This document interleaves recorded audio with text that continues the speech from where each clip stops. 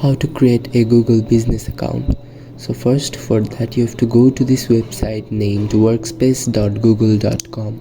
Then you can just get started or just go to this pricing tab just to see those plans. Then select your plan and just click on get started.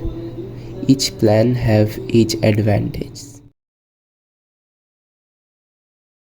After that you have to give information related to you and then click next. Then you have to give your contact info, give those informations and just click on next. Then if you have a domain, then click on yes I have one, and if you don't, then click on no I need one. I have one, so I'm clicking on yes. Then give your domain's name here and click on next.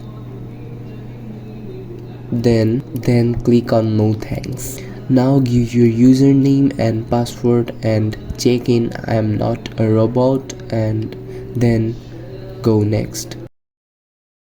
You can apply for free trial for 14 days. Now you have to fulfill those addresses, your name, etc. as you can see, and then click next, and congratulations, your business email has been created. So that's how you can create a business email. Thanks for watching.